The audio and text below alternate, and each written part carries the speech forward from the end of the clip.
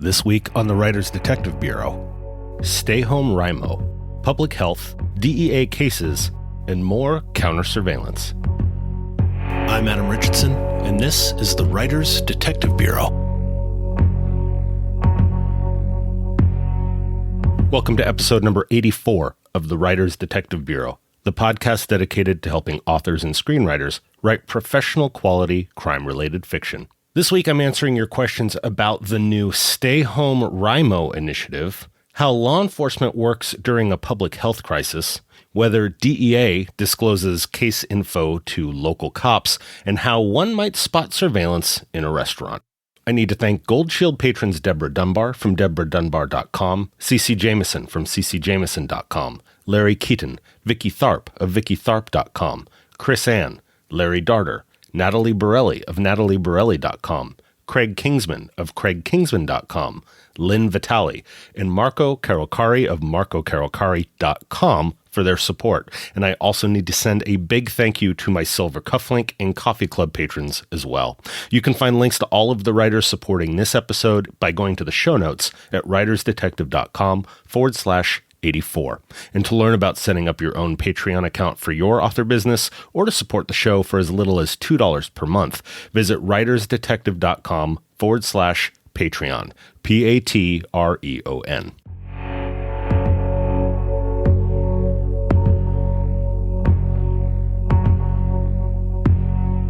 How quickly the world has changed. How are you holding up? I saw a new take on a popular meme recently, and it said, "Introverts, check on your extroverted friends. They are not okay." I am definitely an introvert and would probably love to be self-isolating. I say probably because I'm still working as usual. But if I was in self-isolation mode, I'd seriously consider tackling StayHomeWriMo, brought to you by the NaNoWriMo folks. They're posting daily self-care checklists of things to do for yourself while you're stuck inside. Each day has 4 things to do. Number 1 is for mental well-being. Number 2 is for creative well-being. 3, social well-being. And 4, physical well-being. So day 1's checklist was for mental well-being. Put your phone in a drawer for half an hour and give yourself a break from the news and social media. For the creative well-being, they gave you a writing prompt. Write about a character who's stuck inside. How do they feel about it? Why are they there? For social well-being, write and mail a letter to a friend or family member. And for physical well-being, take note of where the tensest points in your body are. Take 3 deep breaths while relaxing those muscles. So I'll provide a link to the StayHomeWriMo page in the show notes at writersdetective.com/84 if you'd like to get the daily checklists sent to you. Also, Pat Flynn of Smart Passive Income, who I consider a virtual mentor of sorts, has some great content right now geared toward dealing with the quarantine as an online business owner, which as a writer, you are. Pat's showing up every morning on YouTube for a Q&A, and he just put out a great video on 5 things you can lean into to make the most of the new time you have and come out better on the other end. So I'll link to that video in the show notes as well. So watch it when you have a chance and think about how this giant timeout can be viewed as a chance for you to do something you wouldn't have been able to do otherwise. This is you time, and we are going to get through this, and I can't wait to see what you create. And if you're just looking for a laugh and a little rabbit hole to go down, follow NCWHM on Twitter. It's the National Cowboy and Western Heritage Museum in Oklahoma City. And like most places, it's closed right now. So the museum left Tim, their head of security, in charge of the museum's social media account while the museum is closed. Tim's a grandpa and he's learning the ropes of how to use Twitter, and he is funny. I'm not really into the whole cowboy thing, and it doesn't have anything to do with police work, but I am loving this account, and I bet you might as well. So check it out on Twitter, at NCWHM, if you just want to smile for a bit and help him go viral in a good way. All right, let's get into this week's questions.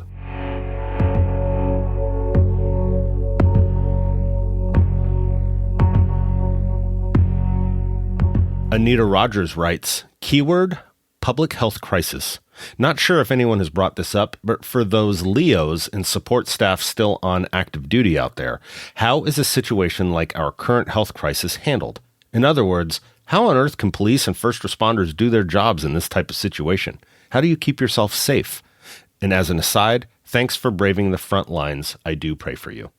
Thanks, Anita. It varies by agency.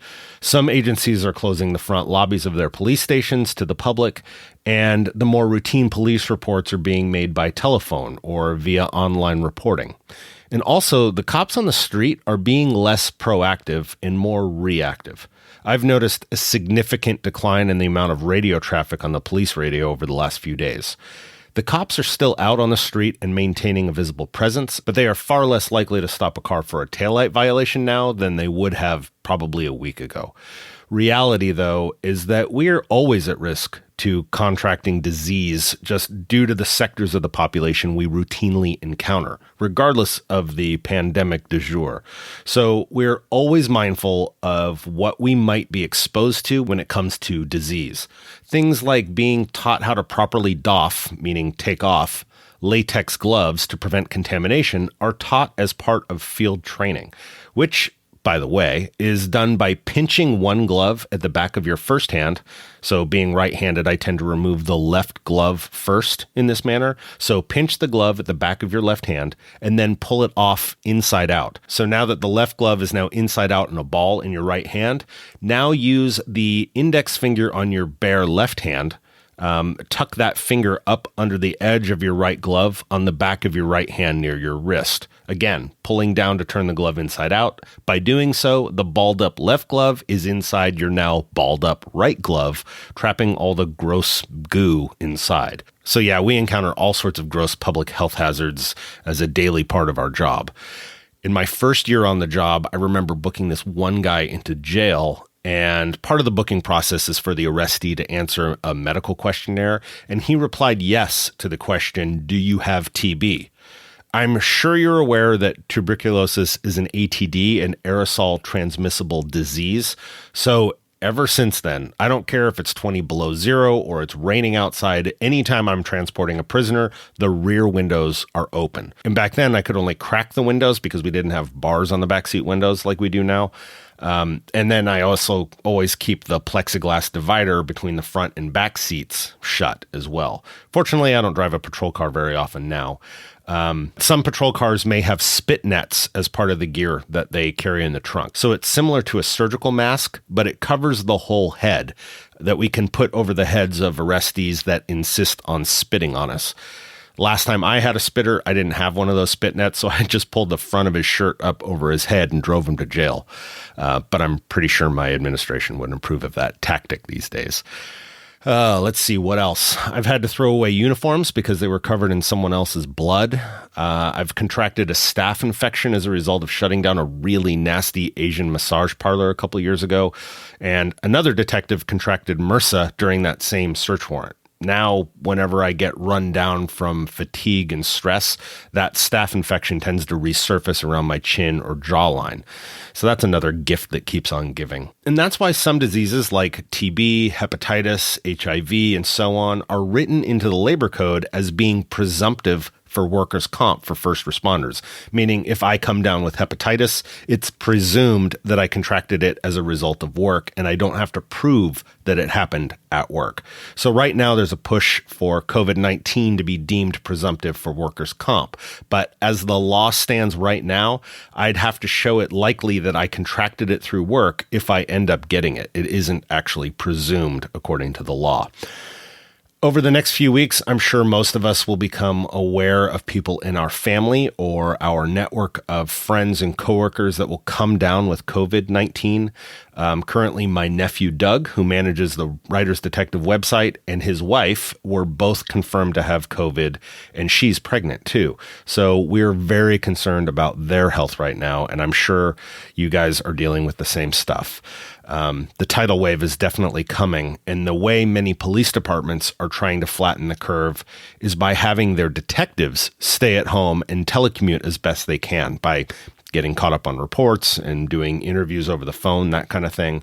But the thought is by keeping the detectives healthy and in reserve, they can then be called into work patrol when, and not if, but when the patrol officers get sick and are sent home to self-isolate.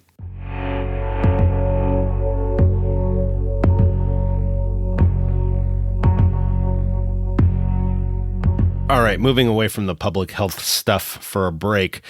Julie Holmes asked, been searching through the posts and not quite finding what I'm looking for. And she's referring to Facebook, the Writers Detective Group. She goes on to say, if the DEA is running an investigation into interstate drug smuggling via small airplane based on a case a couple decades ago in northern Minnesota, would they inform the local law enforcement? The situation is the local law enforcement is running a separate investigation into the suspicious death of a local who they discovered stumbled onto the smuggling operation. The DEA is keeping the investigation quiet so as not to alert the locals. It's a small city of about 8,000 residents and using a local CI who happens to be the pilot. Wondering if the DEA would let the local cops know about the investigation, involve them in the investigation, or keep things quiet until the eventual bust. Well, Julie, normally the answer is no. In episode 70, I talked about RIS, the Regional Information Sharing System, which is a clearinghouse for deconfliction between law enforcement agencies working active cases. So definitely go back and listen to episode 70 or check out my blog post from June 2017 to learn more details about the RIS network, which in theory would be how the local law enforcement agency might find out about the DEA case if the DEA doesn't actually go to the department and give them a briefing. But it's been my experience that the DEA doesn't put their active cases into RIS, just their historical cases. There are DEA task forces that will have local detectives assigned to it, but most DEA cases don't involve the local cops until it comes time for busts, and only in cases where they need more cops than they have in-house to handle those busts. DEA only works big cases, and by big, I mean in the $100,000 worth of dope and cash or more. So if the DEA has a CI, a confidential informant inside the organization, then they are definitely going to be tight-lipped about the existence of this case because any leak about an ongoing investigation could get their CI killed. But this is your story, Julie, so if you want to create conflict and raise the stakes, there are plausible ways for the local cops to find out about the case, even if the DEA doesn't go straight to them and announce that they're working this case. Oh, and to help your research, the RIS Center for Minnesota is the Mid-States Organized Crime Information Center. So the way it would work would be the local police detective runs the names of whomever they've identified as being part of this murder case or this drug trafficking organization, a DTO, through the RIS Center. So MOCIC is the abbreviation for the RIS Center handling Minnesota, and I'm not sure how they pronounce the acronym. It could be MOSIC or MOCIC or something like that. I'm just guessing. But here in California, we have our RIS Center is the Western States Information Network, WSIN, which is pronounced WISN. So you can't make that stuff up. WISN is our information clearinghouse. So the local detective runs the name through MOSIC. I'm just going to use MOSIC for the rest of this. So the local detective runs the names through MOSIC, and the analyst at MOSIC, assuming the DEA has already entered the names of the people in their investigation into their database, the analyst would call the DEA agent that entered the name originally that got that hit, and the analyst would provide the DEA agent the phone number to the local detective and explain that they got a hit on this name. So that way they could coordinate. And then once that was done, the analyst would probably call the local detective back and then provide them with the DEA agent's phone number. They probably wouldn't explain the connection, but they would just say, call this agent to talk more about the names you submitted to the database. That's how it's supposed to work anyway. But the DEA will often not put their info into the network to prevent the possibility of tipping their hand by having a local cop get notification that there's a hit on the name that they've run in the system. So I hope this helps.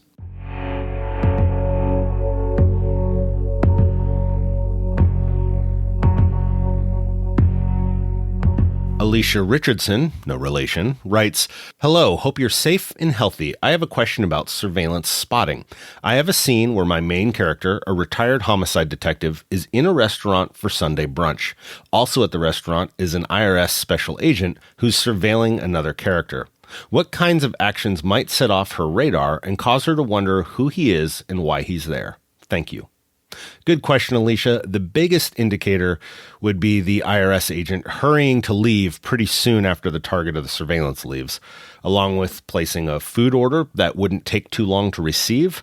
And the IRS agent is probably in the restaurant solo, with the rest of the surveillance team outside in their cars ready to follow the target away.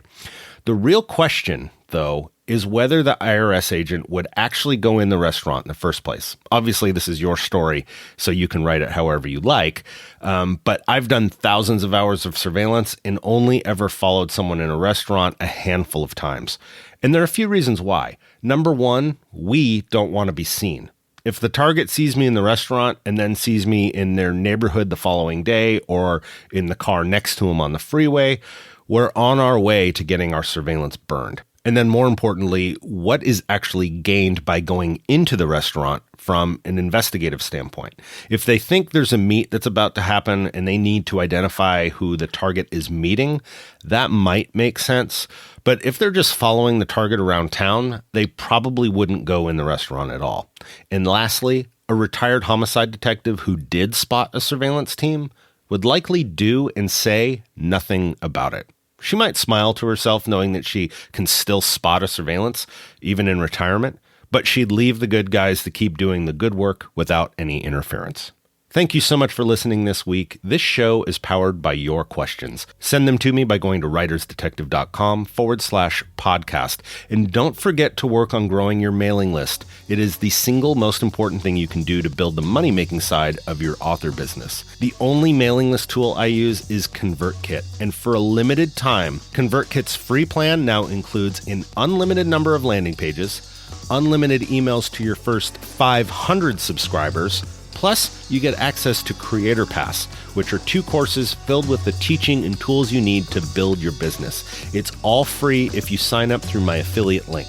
All you need to do is go to writersdetectivebureau.com/CK-free to sign up right now. Thanks again for listening. Have a great week. Stay healthy and write well.